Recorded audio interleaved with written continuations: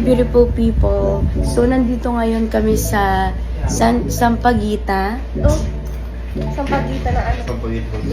Sampaguita Hotel. Ang team natin ay Sampaguita.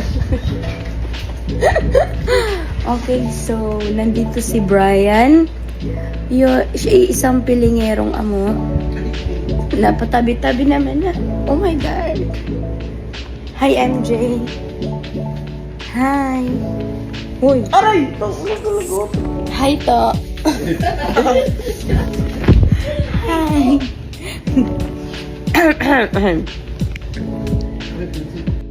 Hi beautiful people! So, samahan niyo ako sa aking mini vlog. Ngayon nga kami nandito sa Ilocos. So, nandito kami, pumunta muna kami dito sa Balwete Safari Gallery.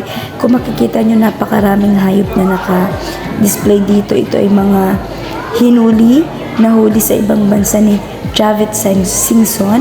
At kung makikita nyo, may mga elepante, may mga toro. Pero yan, sabi dyan, ang mga balat nila ay tunay, pero yung mga lamang loob ay artificial na lang. So, kaya naman nung lumabas kami, may iba't ibang hayop na makikita. May ostrich. Natatakot pa nga ako lumapit dahil baka magpang suklab, pero parang mabait naman siya. Ngayon naman, nandito naman kami sa Suba, na kung saan parang Dubai siya. Nag-rides kami sa mabuhangin. Grabe, sobrang nakakatakot. Hindi mo na-expect na ganun kasayat, ganun kaganda kahit sobrang init. Partita pa yan sa ating damit. Naka-sleeveless pa tayo, girl. Yan, sobrang saya. Tuloy pa, girl. Picture pa. Oh, magjojowa pa kayong dalawa. Oh my God, ang saya niyan. Hindi ko nga alam kung ine-expect na ganito kaganda dito. Pero as in, super worth it ang mahabang biyahe namin. Nung umalis kami ng umaga, anong gabi nakarating na kami umaga. So, sobrang saya. Pati tatay ko nag-enjoy dyan. Puro buhangin nga lang yung mga braso namin. Talasik na buhangin, pero napakasaya. Sobrang worth it. 2.5 nga pala isang sasakyan. Bali, 3 sasakyan ang kino namin dahil medyo marami kami. So, at marami nga kami napuntahan ngayong araw. Worth it ang pagod. Nandito naman kami, pumunta naman kami sa bahay ni Marcos sa Ilocos. Kung makikita nyo talaga sa loob nito, napakalawak. 70 pesos nga palang entrance sa dami ng tao. Pag ilang 70 dito. And talaga makikita mo yung mga kwarto nila, kwarto nung anak, kwarto ni Marcos. At ma-amaze ka sa mga unang mga kagamitan. Kung makikita mo, napakalawak nga. Kahit isang buong kaklase mo pa ang patulugin mo dito, mag-overnight, ay talagang kasya-kasya at luwag pa.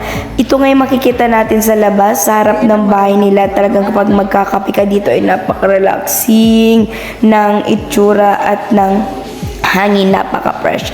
And yes, dito nga pala yung office niyang ginagamit dati noon. Dito pa sila tumitira. And nandito pa nga lahat ng mga ginamit niya.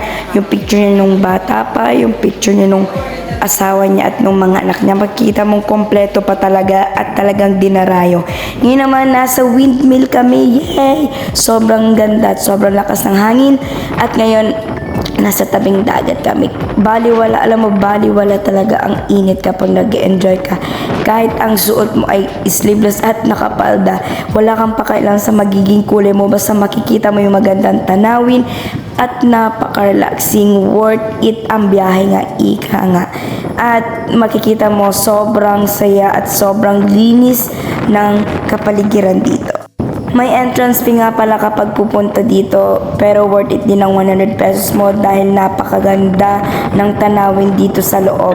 Medyo kapag pumasok ka dito, medyo malapit na ang windmill kesa doon sa labas. Naglalakad nga kami papunta doon sa dulo dahil doon mas magandang magpicture at may pinakang makikita ka rin na kamangha-mangha sa ating mata dahil ngayon mo lang din makikita. Marami nga pala kami dito, kaya naman super saya kapag naglalakad. Enjoy din naman, pati ang mga bata ay tudo lakad, tudo takbo at makikita mong sobrang lamig nga. Nandito nga pala kami sa labas. Nung kami lumabas na, ayan, mas makikita mo yung windmill pero mas makikita mo ng malapitan sa loob. And ayan, kasama ang jowa pagpasyal. Kitang-kita nyo, wow. Yes naman, pa-picture-picture pa yan. And beautiful people, balik nga pala dito tayo sa Safari Gallery. Kung makikita mo yung tuwan-tuwa ako dyan kasi yung manok, yung tiyan yung manok, sobrang laki nung ibabaw para siyang 38B. At kung makikita nyo, may tigre dito. Sabi ko pa nga dyan, nagtatawanan kasi ang laki nung dibdib nung manok, parang 38B. Yes. At nandito naman kami sa mga tigre-tigre. Nakakatuwa nga kahit maraming nakikita tao na ganyan lang, tulala yan. Niloloko ko pa nga parang tao, sabi ko. Uy, trabaho naman, sayang entrance. And yes, tumidilim na, nandito naman kami sa vegan. Pabalik kami, Ilocos, vegan. Kung makita mo nga, pupunta kami ng Kalya. And yan, nagpa-picture pa siya. Bidyon ko daw siya. Okay, supportive ni Bidyon. Naglalakad-lakad nga pala kami. And sobrang haba pala nito. Hanggang dulo nilakad namin kay medyo pagoda and sobrang dami ring tao. Hirap din kaming makapagpa-picture pero awa ng Diyos, nakaka-check po kami na medyo walang tao. Pero kapag naman magpipicture na may makabayong dadaan, oh my God, mukhang ayaw kami magpapicturean dito sa Kaling ito. And sobrang enjoy din kami dahil nagkakwentuhan din habang naglalakad kahit sobrang bagay. Ayan, so dahil video-video tayo, isasama natin yung iba, isasama natin lahat na kasama dito.